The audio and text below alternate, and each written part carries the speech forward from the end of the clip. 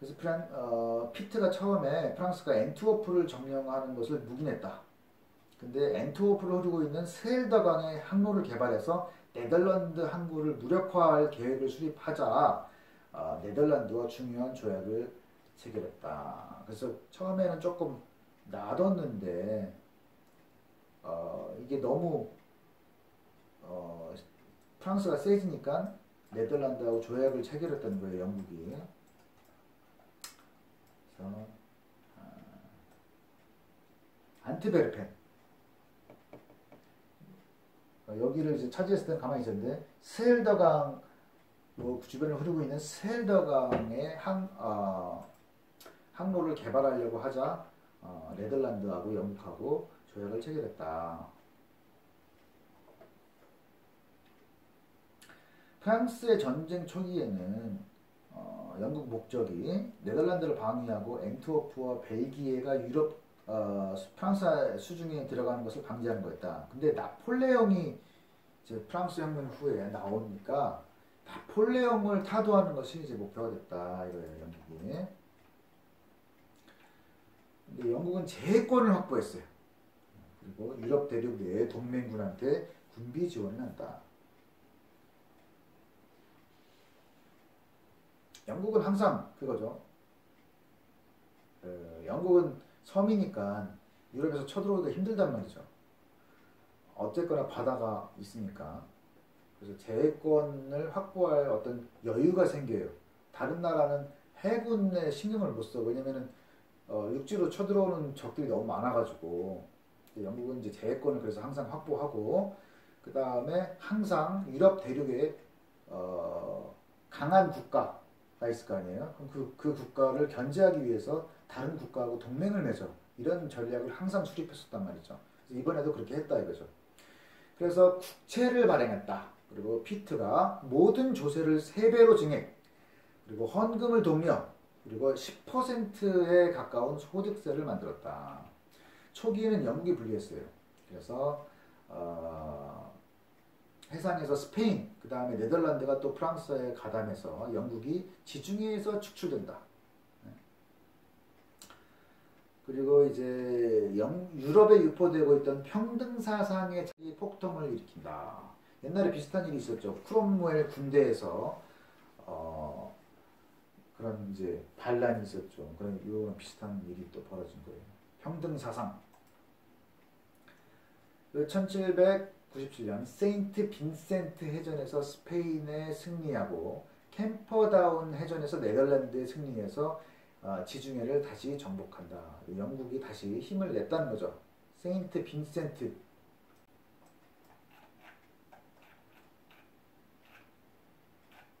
이제 포르투갈 있는데 세인트 빈센트. 그죠? 캠퍼다운. 캠퍼다운 해전.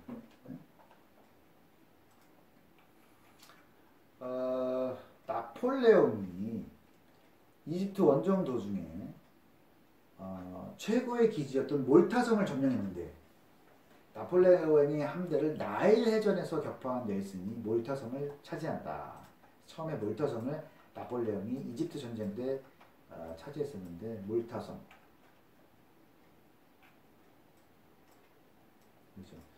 이탈리아 시칠리아 밑에 몰타성. 여기가 중요한 해군 기지였던 거죠. 그거를 나폴레옹이 차지했는데 나일강 해전에서 이제 넬슨이 프랑스를 격파하고 몰타성을 차지했다. 나일강은 어디예요? 이집트를 흐르는 강이죠. 여기 나일강 해전, 나일 해전. 1801년 이래 나폴레옹은 대륙 시장을 폐쇄하려고 했다. 영국을 이제 견제한 거죠. 그래서 영국의 해상 수도권을 반대해서 스칸디나비아 제국, 러시아, 프러시아 간의 무장 중립 동맹이 결성된다. 근데 이런 영국이 덴마크 함대를 공격해서 이 동맹을 해체시킨다.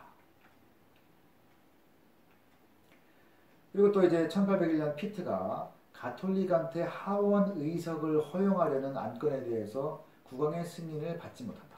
그래서 사임한다. 요 피트도 이제 사임한 거예요. 그 자리에 에딩턴 경이 그 자리를 차지한다. 그래서 에딩턴 경은 협상을 해가지고 1802년 아미행 평화 조약이 체결된다. 근데 이것은 외교적으로 별로 잘한 일이 아니었다. 아미행 조약.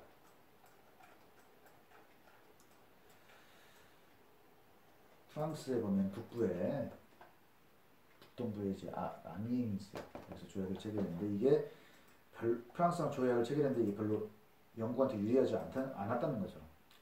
영국은 스리랑카 같은 먼 곳의 식민지를 보유할 수 있었다. 프랑스는 라인강 좌안하고 벨기에를 계속 점유하게 됐다. 이게 불리한 거죠. 그래서 지중해에서 영국은 미노르카를 포기한다. 미노르카 아까 그 스페인 옆에 있는 섬 그리고 몰타 섬을 또 반환할 약속을 하게 된다. 그래서 지중해의 모든 근거지를 상실한다. 그래서 별로 좋은 아미행 조약은 별로 영국에 유리하지가 않았다. 근데 사실상 아무도 아미행 조약을 준수하지 않았다. 영국은 몰타 섬을 계속 갖고 있었다. 나폴레옹은 유럽의 현상 유지를 존중하겠다고 했는데 이탈리아 공화국의 수반이 되었다. 그리고 피에몬테를 합병했다. 피에몬테가 어디?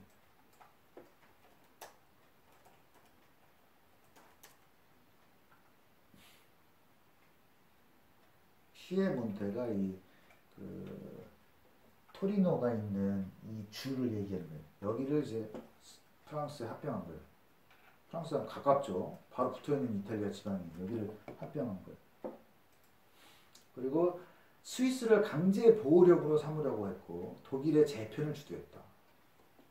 나폴레옹이 유럽 현상유지를 하겠다고 했는데 이것저것 본인 마음대로 한 거죠.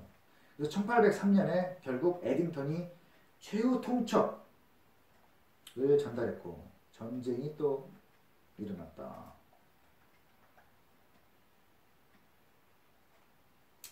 영국 본토를 이제 나폴레옹이 침공하려고 했는데 블로뉴 항구에 40만 명의 상륙부대를 집결시켰다. 그리고 이제 도버 해협을 이제 건너야 되는데 바닥이 얕은 선대를 건조했다.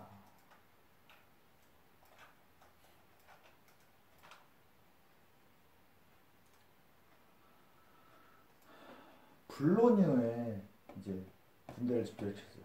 블로뉴 여기죠. 영국 이 도버 해협인데 금방 간다고. 예? 근데 이 계획이 성공하려면 몇 시간만이라도 함대가 군대 수송을 해상에서 엄호할 필요가 있었다. 그렇죠? 이걸 건너가려면 어쨌든 간에 이제 그 군대가 건너갈 함대가 이걸 엄호를 해야죠. 근데 프랑스하고 스페인 함대가 그때 연합 함대였는데 넬슨 제독, 다 영국 장군들이에요. 넬슨 제독, 콘월리스 경, 콜링우드 제독 등에 의해서 브레스트 카디스반에 봉쇄되어 있었다. 그래서 영국군 함대하고 스페인 함대가 봉쇄되어 있었다는 거예요. 그래서 함대가 이제 엄호를 해야 되는데 못한 거지. 브레스트가 이제 프랑스 이쪽 여기 지방이에요. 프랑스 함대가 여기 묶여 있었고 스페인 함대는 카디스에 묶여 있었다.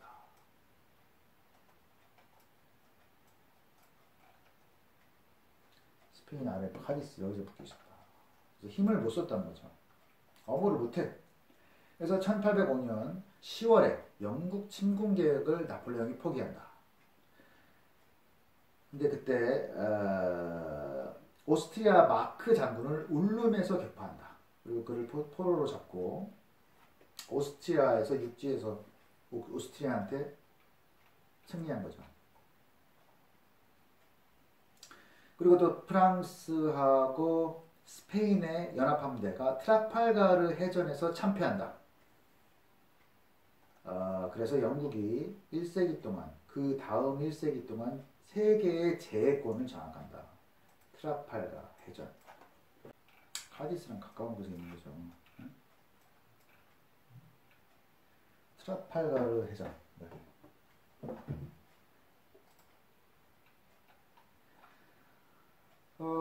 그래서 나폴레옹이 대륙 봉쇄를 선언해요. 근데 그걸 베를린에서 했단 말이죠. 그리고 그것을 영국은 추밀원령으로 대항했다. 추밀원령이 뭐냐면 영국의 대륙봉쇄는 뭐냐면 영국 그 배가 유럽 대륙에 들어오지 못하는 거예요. 그걸 허용하지 말라는 거예요. 유럽 국가들한테. 근데 이제 추밀원령은 뭐냐면 영국의 항구를 경유하지 않는 해상 수송은 물론 아메리카와의 무역까지도 저지한다. 그러니까 영국하고 무역을 못하게 만들고 아메리카하고도 무역하지 못하게 만든 거죠. 제해권을 장악하고 있었으니까. 이 조치는 쌍방에 대단한 고통을 줬다. 대륙의 공업은 면직 공업처럼 수입 원료에 의존했다. 근데 그걸 수입을 못하니까 파멸을 하는 거죠. 아까 뭐라고 했어요? 예를 들어서 양모, 방적을 플랜더스 지방, 벨기에 지방에서 하고 영국에서는 양모를 수출하는 그런 거였는데 수입품을 못 받다 보니까 그런 공업이 타격을 받는 거죠. 그리고 이제 담배와 설탕 같은 일용 물자의 수입이 두절된다. 이런 게 다 어디서 나와요? 그 아메리카 식민지 이런 데서 오는 건데 수입을 못하게 된 거예요. 그 영국이 제해권을 장악하고 있었고 추밀원령으로 이걸 막고 있었으니까. 사탕무가 서인도 제도의 플랜테이션 농장에서 생산됐는데 그게 아니고 사탕수수가 서인도 제도의 플랜테이션 농장에서 생산됐는데 그 직접 생산 유럽 대륙이 직접 생산을 해서 사탕무가 사탕수수의 대형품이 됐다. 그래서 영국 식민지가 큰 타격을 받았다. 그러니까 서인도 제도에서 사탕수수를 유럽 대륙에 팔아야 되는데 이걸 유럽 대륙에서 사탕무로 대체하니까 사질 않으니까 식민지가 타격을 받는다는 거죠. 그리고 1811년 러시아 황제 알렉산더가 대륙 봉쇄령을 위반한다. 그러니까 영국 선박을 받은 거죠. 나폴레옹은 스페인이 이제 대륙 봉쇄령에 복종하지 않아서 스페인으로 출정했는데 게릴라 활동 때문에 고전을 했다. 1813년 스페인은 나폴레옹한테 굴복했다. 근데 이제 나폴레옹이 또 대륙 봉쇄령을 위반한 러시아를 공격했는데 이 러시아 원정에서 정예 부대를 거의 상실했다. 그래서 이게 이 러시아 침공이 나폴레옹한테 굉장한 타격을 주게 되죠. 그리고 이제 영국의 군비 지원으로 러시아, 프러시아, 오스트리아 연합군이 1813년 10월에 라이프치히 회전에서 나폴레옹군을 격파한다. 그래서 나폴레옹은 프랑스로 도망간다. 라이프치히 회전. 독일의 라이프치히. 여기서 패전했다는 거죠. 그래서 프랑스로 도망간다. 1814년 나폴레옹 황제가 퇴위를 한다. 그리고 빈에서 오스트리아죠. 오스트리아 빈에서 프랑스의 장례를 토의하고 있는 동안에 빈 회의가 일어나는 개최가 되는데 엘바 섬에 유배되었던 나폴레옹이 본국으로 돌아와서 전투도 없이 부르봉 왕조를 축출하고 브뤼셀로 진군했다. 나폴레옹이 엘바 섬에 유배되었는데 왕종 복고가 이루어졌죠. 부르봉 왕가가 다시 들어왔어요. 근데 이거를 나폴레옹 이제 사람들이 와서 나폴레옹한테 얘기하기에 이거를 지금 나폴레옹이 요걸 전복하지 않으면 다른 세력이 이 왕종 복고를 이제 전복을 할 것이다. 그러니까 당신이 와서 해야 된다라고 해서 나폴레옹이 엘바 섬에 유배되어 있다가 다시 프랑스로 온 거죠. 엘바 섬이 어디? 이탈리아 바로 옆에 조그만 섬 여기서 유배되어 있다가 프랑스로 올라온 거예요. 그래서 브뤼셀로 진군한다. 브뤼셀이 어디예요? 벨기에.